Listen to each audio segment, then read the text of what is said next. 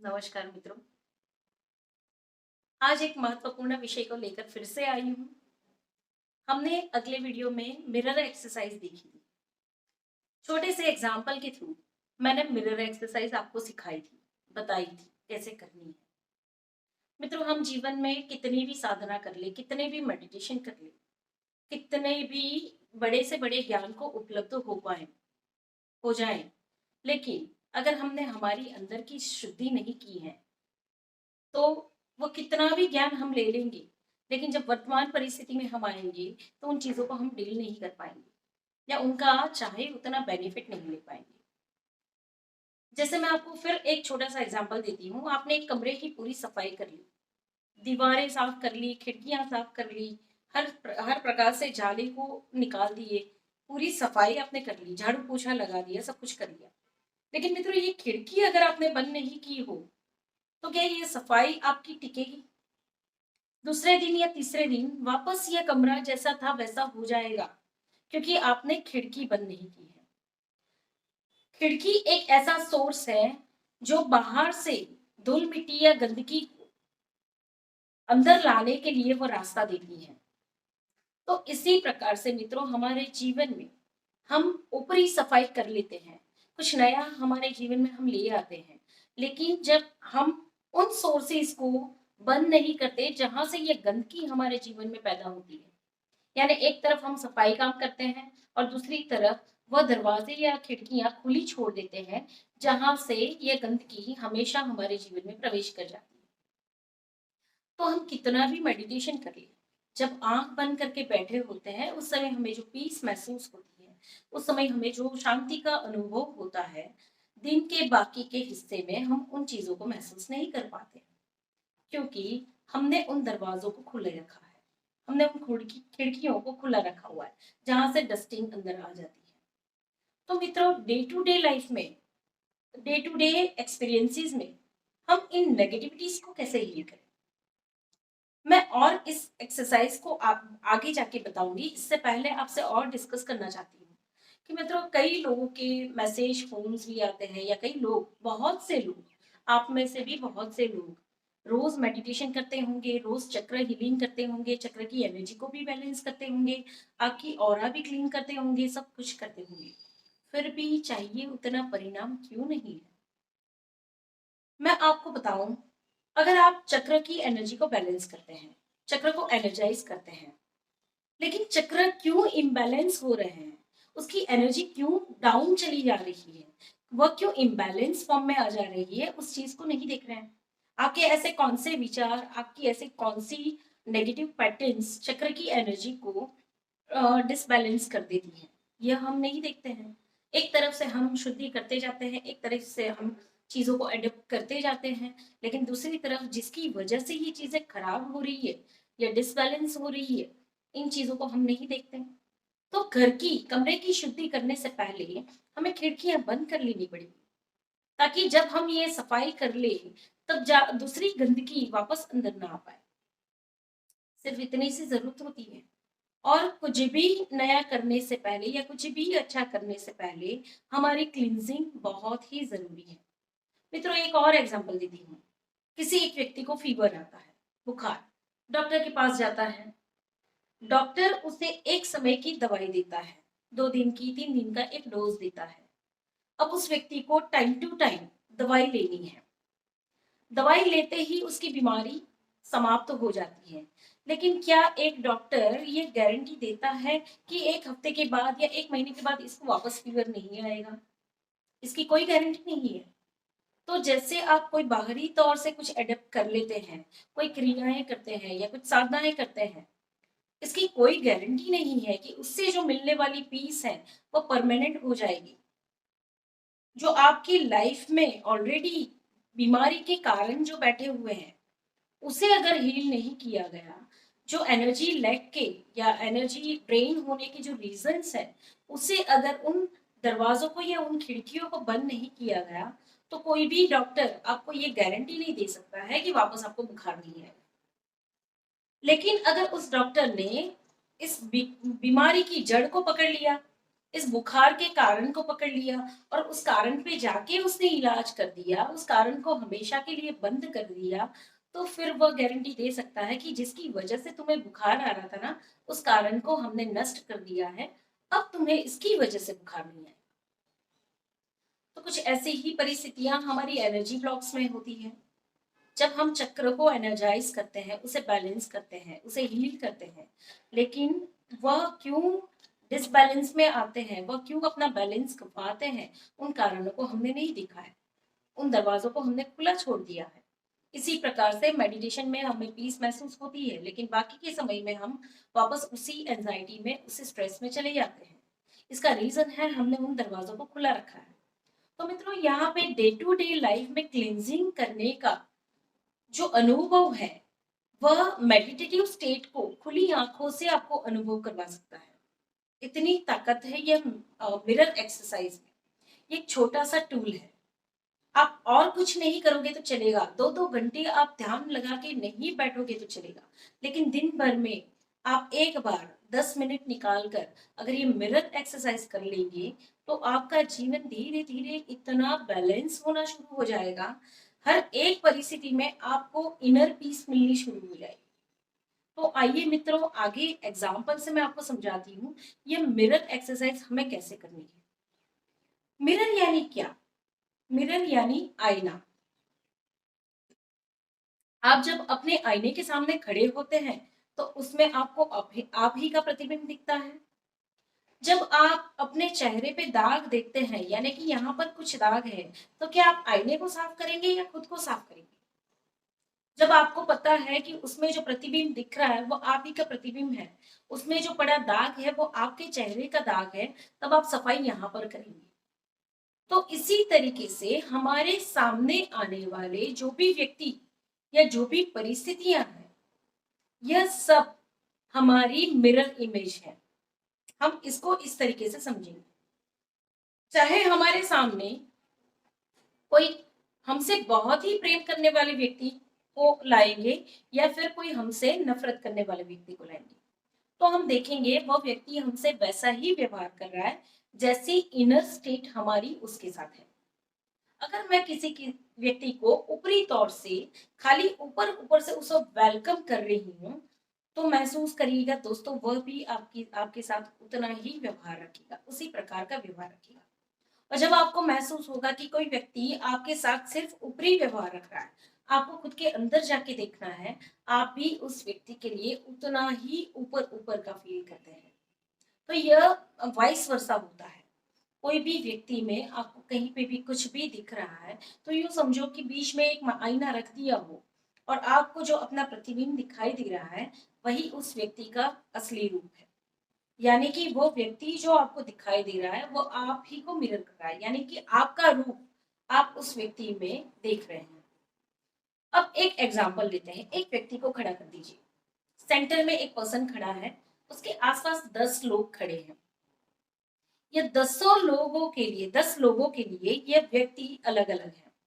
यह व्यक्ति का संबंध आपके साथ कुछ ऐसा है, इनके साथ कुछ अलग है, इनके साथ कुछ अलग है, इनके साथ कुछ अलग है, 8वें 9वें 10वें व्यक्ति के साथ कुछ अलग है। किसी के साथ प्रेम का संबंध है, किसी के साथ गुस्से का संबंध है, किसी के साथ ऊपर ऊपर का संबंध है, किसी के साथ दोस्ती है, किसी के साथ भाई और बाप वाली फीलिंग है, तो किसी के साथ कुछ है या किसी के साथ कुछ भी नहीं है। तो यह एक व्यक्ति तो सिर्फ एक ही, लेकिन 10 व्यक्तियों को इसके साथ के अनुभव क्यों अलग दिखते हैं? क्योंकि यह एक पर्सन इन 10 व्यक्तियों के लिए अलग अलग प्रकार की मिरर इमेज है। जो व्यक्ति इस व्यक्ति में अपना जो भी जैसा प्रतिबिंब होगा वैसा ही दिखेगा।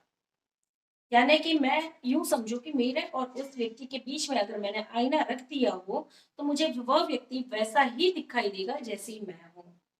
मेरे उसके लिए जो भाव है, मैं उसे जैसा समझती हूँ, मुझे वह वैसा ही दिखाई देगा। अगर कोई व्यक्ति मुझे दोषी दिखाई देता है, यानी कपट करता दिखाई देता है, यानी कि कपट को क्या बोलेंगे? कपट को बोलेंगे कि चीटिंग करने वाला।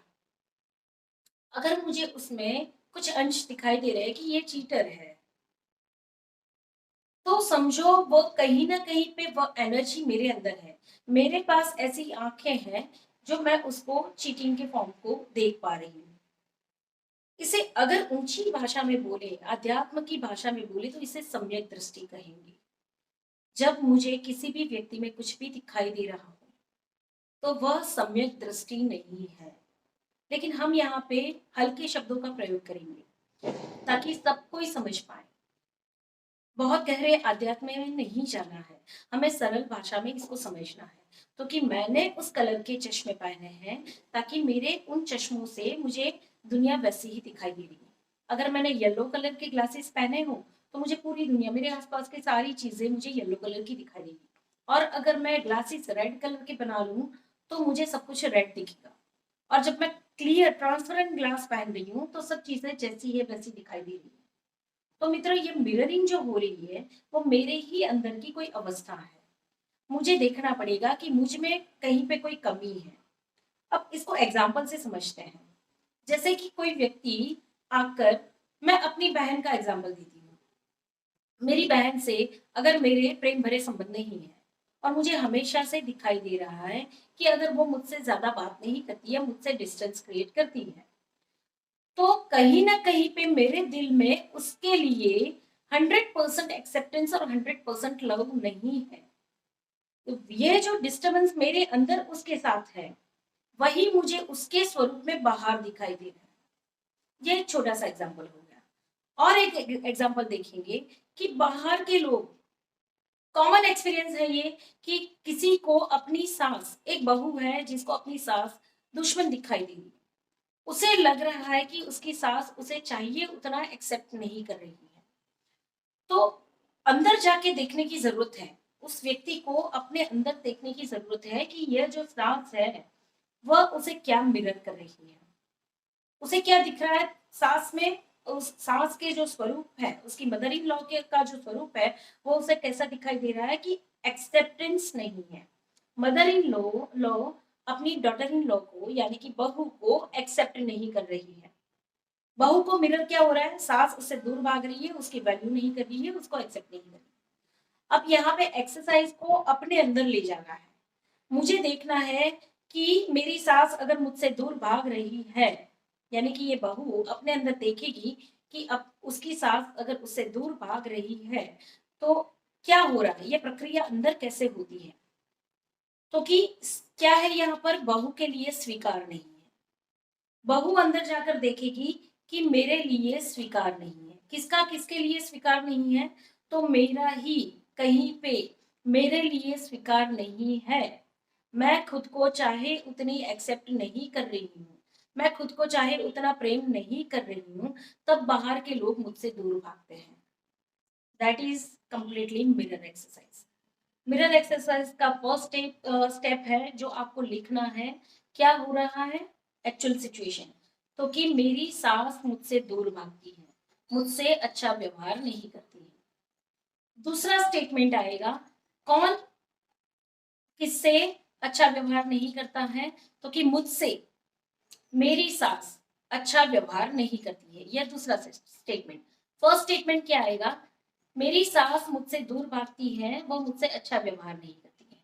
दूसरा स्टेटमेंट आएगा, कौन किससे अच्छा व्यवहार नहीं करता है, तो कि मुझसे, किससे, मुझसे अच्छा व्यवहार नहीं करता है, करती है। और तीसरा स्टेटमेंट आ जाएगा कि कौन किससे अच्छा व्यवहार नहीं करता है, तो कि मैं खुद से अच्छा व्यवहार नहीं करती हूँ। सास की जगह पर ले लेंगे हम मैं। यह 3 स्टेप में यह एक्सरसाइज होगी। और चौथे स्टेप में इस वाक्य को सच या झूठ समझना है। यानी कि क्या इस वाक्य में कोई सच्चाई है कि मैं खुद से अच्छा व्यवहार नहीं करती हूँ। अब जाके मैं अंदर देखूंगी, अब जाकर मैं खुद के अंदर देखूंगी, क्या वाकई ही मैं अपने पूरे अंश को, अपने खुद के पूरे अस्तित्व को 100% एक्सेप्ट कर रही हूँ। अगर यस, तो ये वाक्य झूठ है। लेकिन जवाब हमेशा आएगा नो, मैं खुद को स्वीकार नहीं कर रही हूँ। और जब ये जवाब आ जाए, किस एरिया में आप खुद का स्वीकार नहीं कर रहे हैं, तो कि मुझ में कोई कमियां हैं, मैं ऐसा फील करती हूँ, या मैं चाहे उतनी अच्छी रसोई नहीं बना पाती हूँ, मैं खाना अच्छे तरीके से नहीं पका पाती हूँ, या कहीं ना कहीं पे किसी न किसी चीज में आपका खुद से अस्वीकार होगा। जब आपने इस अस्वीकार को देख लिया, खुद के अस्वीकार को देख लिया, इसकी जड़ों में जाना पड़ेगा। आप जाएंगे अपने चाइल्डहुड में, देखेंगे कि वहां पे आपने ऐसा क्या किया, वहां पे ऐसी क्या कमी रह गई जब आप संपूर्ण रूप में थे और आपने खुद को कमजोर या कम देखना शुरू किया। आप उस इंसिडेंट तक जाएंगे जहां पे आप कम थे, कहीं पे अधूरे थे। और जब आपने खुद को देखना शुरू कर लिया, आपको खुद को स्वीकार करना है, खुद को एक्सेप्ट करना है। इसको और सरल तरीके से मैं बताऊं आपको, तो अगले वीडियो में जैसे मैंने कहा था कि किसी ने मुझे कमेंट की कि आपकी आवाज राखी सावंत जैसी है और आपने बहुत ड्रामेटिक फॉर्म में अपना एक वीडियो बनाया। मुझे गुस्सा आया कि जब मैंने अपनी लाइफ स्टोरी इतने सरल भाव से शेयर की और कोई भी उसमें ड्रामेटिक कुछ भी नहीं था, तो कोई ऐसे कैसे बोल सकता है। फिर मैंने मिरर वर्क किया, मैंने ये एक्सरसाइज की कि ये व्यक्ति मुझे कुछ बताना चाह रहा है। क्या बताना चाह रहा है, तो कि ये मेरी लाइफ स्टोरी मैंने जिस प्रकार से आपको एक्सप्लेन की है और मेरी आवाज है, ये दोनों चीजों का ये अस्वीकार कर रहा है, यानी रिजेक्ट कर रहा है। तो आई क्या मैटर, रिजेक्शन। अब ये जो रिजेक्शन मिरर हो रहा है, वो रिजेक्शन कहीं ना कहीं पे मेरे अंदर है। कौन किसको रिजेक्ट कर रहा है, तो कि यह व्यक्ति मुझे रिजेक्ट कर रहा है, फर्स्ट स्टेज। सेकेंड स्टेज, कौन किसको रिजेक्ट कर रहा है, मुझे ये व्यक्ति रिजेक्ट कर रहा है, मुझे। थर्ड, इस व्यक्ति को हटा के मुझे खुद को लगाना है। थर्ड स्टेप में मैं खुद की आवाज को और खुद के एक्सप्लेनेशन को, यानी खुद के व्यक्तित्व को रिजेक्ट कर रही हूँ। थर्ड स्टेज ये हो गया, मैं खुद को और खुद की आवाज को दोनों को रिजेक्ट कर रही हूँ। चौथा स्टेटमेंट हो गया, क्या यह सच है। शुरुआत में शायद एक दो बार आपको ना आएगी कि नहीं ऐसे कैसे है, मैं तो खुद को बहुत स्वीकारती हूँ, मैं तो खुद को बहुत इंपॉर्टेंस दे रही हूँ, तो ऐसा नहीं हो सकता है। लेकिन फिर मैंने अंदर जाके देखा तो मुझे दिखाई दिया कि जब मुझे वीडियो अपलोड करना था, इससे पहले मैंने जो वीडियो बनाए थे उसमें मेरी आवाज को लेकर मुझे थोड़ी सी हिचक थी, क्योंकि मुझे एक्सपीरियंस नहीं थी। तो ये तुरंत मुझे समझ में आया कि yes, I am not accepting myself as I am. मेरी आवाज जैसी है, मैंने जैसे भी आया मैंने वैसे एक्सप्लेन किया, I am 100% okay with that. लेकिन वहां पे ये कमी थी। वीडियो अपलोड कर देने के बाद इतना प्रेम, इतना एक्सेप्टेंस लोगों का मिलने के बाद भी मेरे अंदर वो एक झिझक थी जब मैंने वीडियो अपलोड किया था। और जब मैंने ये एक्सेप्ट कर लिया, तो यह मिरर एक्सरसाइज मुझे खुद की हीलिंग में ले गई। और मैंने एक्सेप्ट किया कि मेरी आवाज जो भी हो, मेरी आवाज में अगर सच्चाई है तो वो लोगों के दिल तक जरूर पहुंचेगी। तो ये आवाज रिलेटेड जो ब्लॉग थे वो रिलीज हो गए। इसका एक रीजन और भी था। हमेशा से डॉक्टर न्यूटन और डॉक्टर लक्ष्मी से जुड़ी थी, और डॉक्टर लक्ष्मी की आवाज ना बहुत ही मेलोडियस है, बहुत स्वीट सी वॉइस। और वो मेरे रोल मॉडल है, वो मेरे गुरु हैं, मेरे लिए परमात्मा है। और उनकी जो प्रेजेंस है, उनका जो अपीयरेंस है, उनकी जो आवाज है, वो इतने दिल को छू जाती थी कि हमेशा से मेरी एक चाह रहती थी कि मैं उनके जैसी बनूं, उनके जैसी आवाज हो मेरी। तो ये एक मेरा खुद के लिए खुद का अस्वीकार था। फिर यहाँ से ये एक्नोलेज हो गया, मैंने एक्सेप्ट कर ली मेरी आवाज को, और उसे कहीं पे भी चेंज करने की मुझे जरूरत नहीं लगी। और इससे और बचपन में मैंने जाना शुरू किया, तो मुझे दिखाई देने लगा कि कहाँ पे मैंने अपने इनर चाइल्ड को खुद की अपीयरेंस से रिजेक्ट किया हुआ है। जब लोग अप्रिशिएट करते थे, तब भी एक्सेप्टेंस नहीं था कि आई am not good enough, I am not worthy. और मैंने अपने इनर चाइल्ड को पैम्पर करना शुरू किया। Yes, I M beautiful, I am वर्दी, I am completely good enough, I am complete. और ये एक्सेप्टेंस और मल्टीप्लाई होकर कॉन्फिडेंस के रूप में ऐड हो गया। तो ये छोटी छोटी बातें हैं जो डे टू डे एक्सरसाइज में मिरर वर्क से हम क्लियर कर सकते हैं। एक छोटा सा झगड़ा अगर हस्बैंड वाइफ का हो, हस्बैंड वाइफ को कुछ बुरा भला बोल रहा है, हस्बैंड बार बार वाइफ को बोल रहा है तुझ में तो अकल ही नहीं है, और वाइफ को बुरा लग जा रहा है। वाइफ सोचती है कि ये क्या बात हो गई, हमेशा से आप मुझे ऐसे ही बोलते हो, उनके बीच में डिस्टरबेंस क्रिएट हो जाता है। उसी मोमेंट पे ये मिरर एक्सरसाइज कर लेनी है। बीच में मिरर रख दो और देखना शुरू कर दो कि आप ही का प्रतिबिंब, वाइफ का ही प्रतिबिंब हस्बैंड दिखा रहा है। तो हस्बैंड क्या बोल रहा है, तुझ में तो अकल ही नहीं है। यानी कि यहाँ पे क्या रिजेक्शन में मिल रहा है, एक्सेप्टेंस। यहाँ पे एक्सेप्टेंस नहीं है, रिजेक्शन है। किस चीज का, तो कि अकल का। अकल यानी कि क्या, तो कि सेंस ऑफ ह्यूमर, या फिर बेटर बिहेवियर, या कुछ जिसे बोलेंगे हम प्रॉपर डेवलपमेंट। एक एक शब्द यहाँ पे मैं उपयोग करना चाहूंगी, जो शब्द मुझे अभी याद नहीं आ रहा है, लेकिन बोलेंगे एक सही संपूर्ण व्यवहार। कहीं ना कहीं पे ये मिरर हो रहा है कि हस्बैंड नुक्स निकाल कर बोल रहा है कि तुझ में अकल नहीं है। यानी कि यहाँ पर वाइफ के किसी दुर्गुण का यहाँ पे अस्वीकार हो रहा है। वाइफ को इस चीज का बुरा लग रहा है। जैसे ही वो मिरर एक्सरसाइज करेगी, देखेगी कि हस्बैंड उसकी किसी क्वालिटी को रिजेक्ट कर रहे हैं। हस्बैंड उससे चाहते हैं एक स्मार्टनेस, और जब वो स्मार्टनेस नहीं दिखाई दे रही है तो उसे अकल कम लग रही है। तो यहाँ पे स्मार्टनेस की कमी है।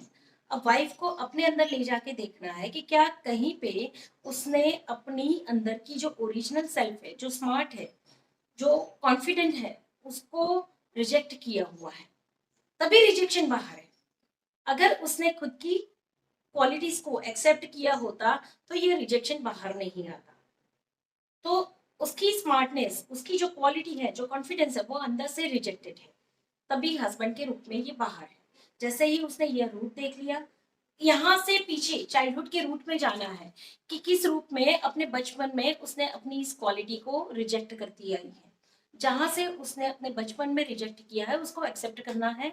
उस छोटे से बच्चे को, यानी अपने ही इनर चाइल्ड को प्रॉपर लव और केयर देनी है, और उस कॉन्फिडेंस को वापस रीगेन करना है, और यहाँ से हील होके वर्तमान में आना है कॉन्फिडेंट बनके।